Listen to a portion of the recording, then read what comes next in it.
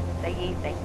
There are numerous weather warnings in force, notably wind warnings and a rain warning. We've seen a lot of rain through the last 12 hours. Strong wind, particularly across more western areas, however.